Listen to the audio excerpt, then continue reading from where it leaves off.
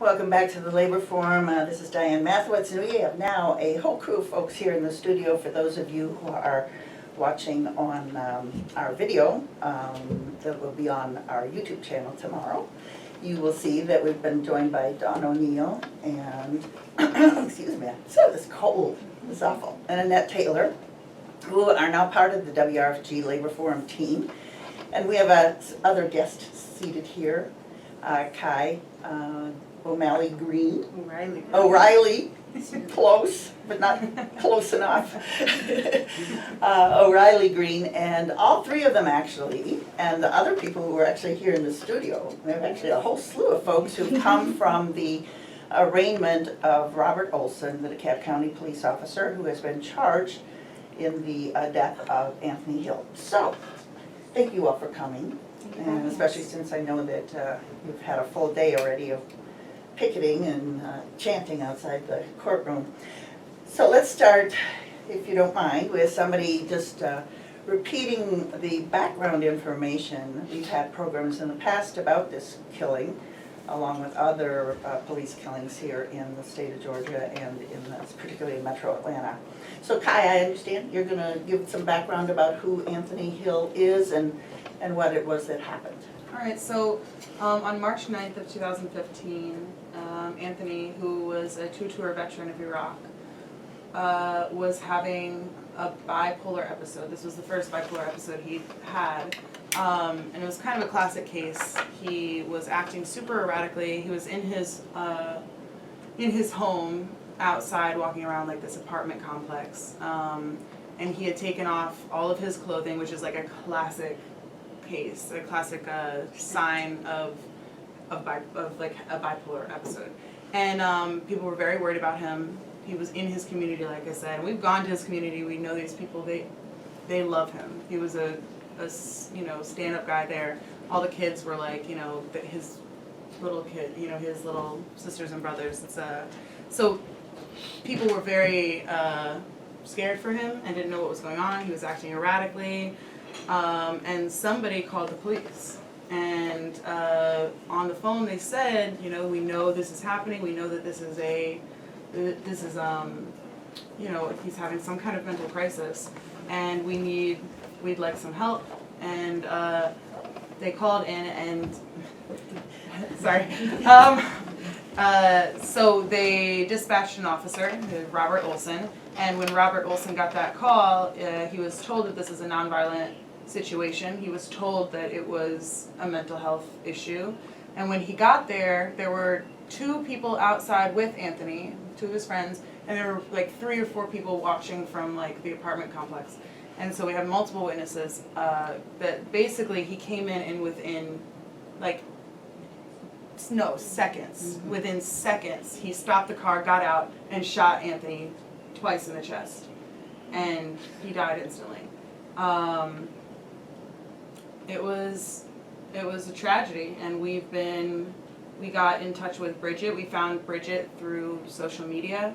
And who is Bridget? I'm so sorry. Bridget is Anthony's girlfriend, and she's been with us. We've been fighting with her since day one, basically, since March 10th.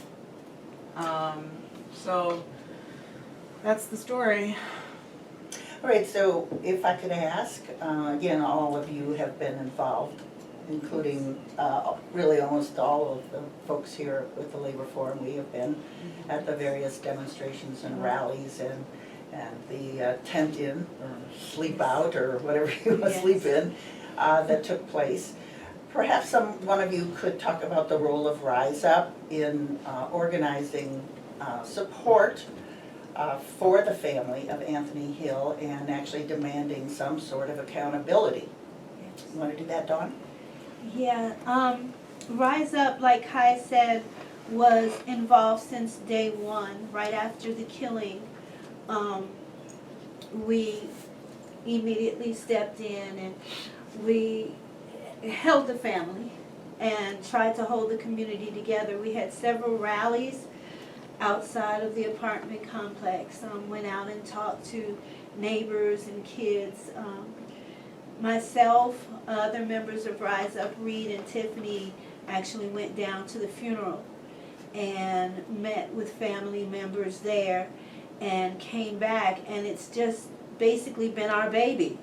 The main thing that we've been fighting for, not only for justice for Anthony Hill, not only for the indictment and conviction of this police, but also for a mental health response unit in DeKalb County, where first responders won't be police officers, but will be people trained to de-escalate in these mental health crises.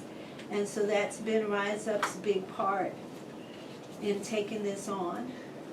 So Annette, I'm going to ask you, as a person also who's been very much involved in this, what exactly did happen today? Maybe not so much what happened in the court, but what happened outside as well.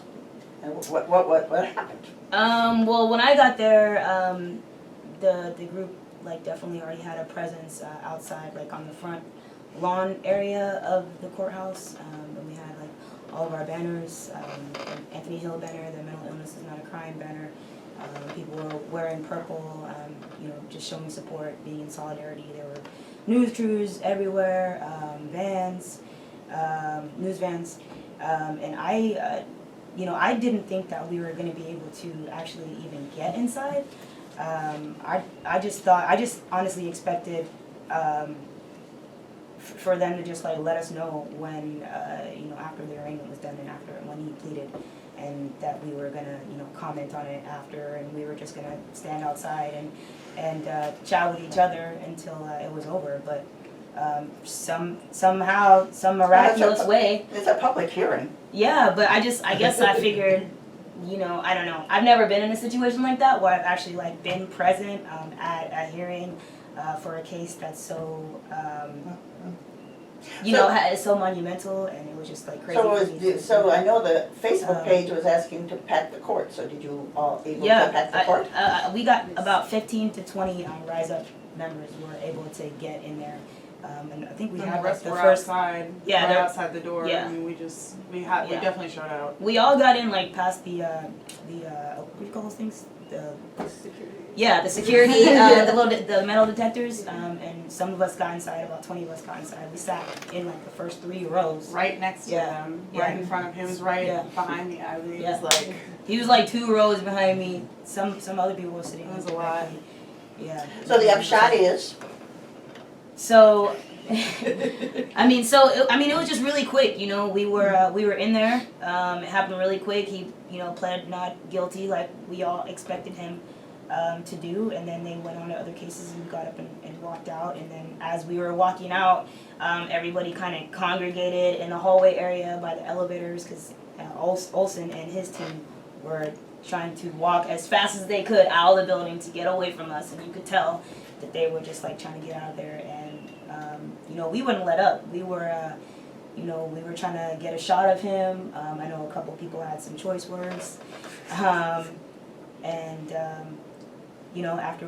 that he walked out, and then we all just went outside and started to talk to the press and just talk to each other about what had just happened. So it was a big deal. A lot of people showed out. A lot of people came out to support, and Well, I think our listeners need to know that, as far as I know, this is the first time a police officer has actually been indicted. First time in 6 years that a police officer has been indicted for the killing of a civilian in Georgia.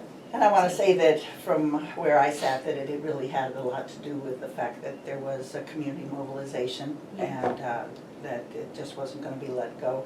And of course, it followed so many other very, very, very suspicious and outrageous shootings of other black men in the city, in Decatur, in DeKalb County. So we just have a few minutes left, so let's talk about the significance, what it actually does mean, not just here in Atlanta and Georgia, about a police officer being indicted for murder of an unarmed black person. And because even though Anthony Hill was killed a year plus ago, in that period of time, now we can't even name all of the others who have been shot down in, again, just unbelievably outrageous circumstances. So let me just ask you all, since all of you here are in the sort of forefront of organizing political pressure and organizing the community to stand up, what you see the significance of this case in regards to nationally. I think that we've seen so many cases where it's so outrageous, it's so ridiculous what the story is, and yet these cops on by and large are not indicted. I mean, I think what's the only other one I can think of is what was the man's name who was shot in the back in Charleston? Walter Scott. Walter Scott. That man was indicted. I mean, there's no other case besides that one that is as clear cut as the Anthony Hill case. Anthony was naked. He was 35 feet away from the police officer when he was shot. Like, there is nothing you can say. Like, he was naked. He did not, there was nothing you could say about it. So I think that, like, it's going to be really hard for them to make a case now that he's been indicted to let him out, to let him off. What's that going to do for the rest of the country? I think that, like, unfortunately, I think it'll do a lot, but it might not do as much as we hope because it's such a clear-cut case, because this is not like, there's no rationale behind it. When he made his argument in court, he talked about how black people do drugs. It, like, didn't even make sense, you know what I mean? Like, so I hope that this does have a ripple effect, that it will make people think twice, make cops think twice. Well, maybe I'm being, I know, a cynic. But you're exactly right, because it's Robert Olsen showed up at the scene, saw Anthony naked, got out and shot him like he would have shot a rabid dog. Mm-hmm. That's exactly what he did. Like, he saw an animal and he had no regard for his life. Anthony's life didn't matter to him. And he pulled the trigger when there were so many other options that he could have taken. He could have used his mace. Right. He could have used his taser. Right. He could have used the baton. Right. He could have gotten back in his car. Right. Exactly. Yes. If you were that afraid, you know, Yes. the officer saying like he was like afraid for his life. You're a police officer. You're a trained police officer. You have a baton. You have a gun. You have a taser. You have spray, and you can't handle a naked, unarmed man who's not even cognizant of what is even going on at the time. And that's the thing. Like, these police officers, like when they show up on scene and they have an encounter with a mentally ill individual, they have the choice. They have the choice to arrest that person and take them to jail. They have a choice of taking that person to a hospital. They have a choice of taking that person to a mental illness institution, you know, so they have a choice. You know, judges have a choice of whether or not they're going to set the bail high or low, or if they're going to offer like pre-trial intervention to mentally ill people or poor people. Prosecutors have a choice of whether or not they're going to bring charges on poor people who are mentally ill. So, you know, there's a lot of you know, police accountability that's in question here.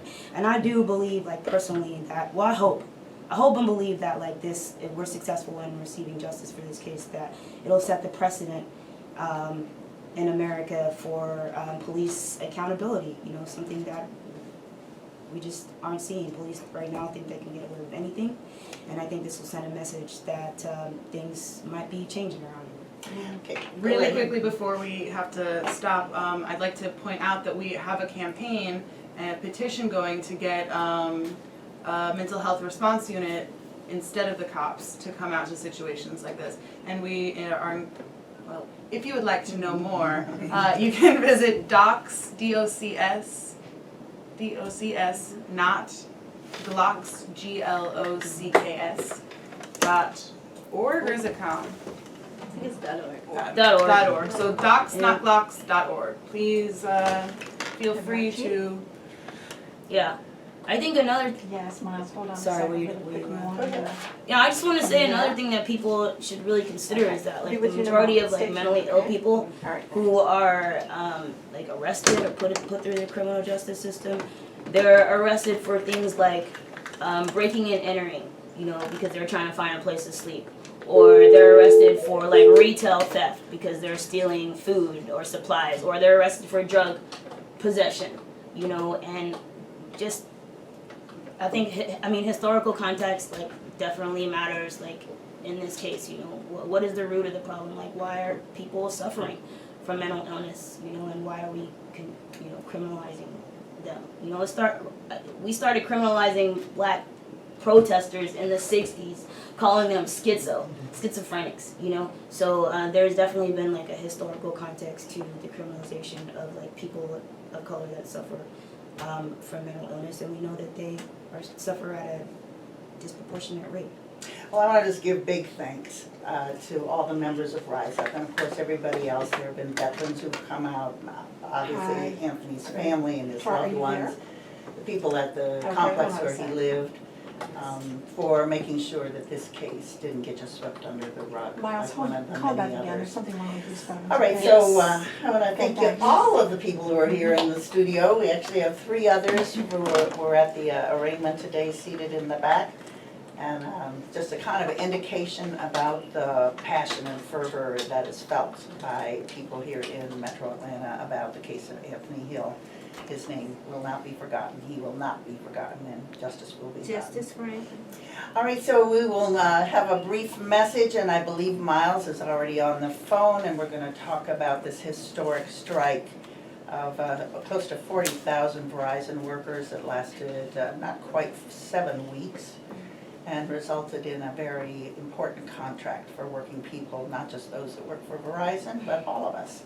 So please stay tuned, and we'll be right back.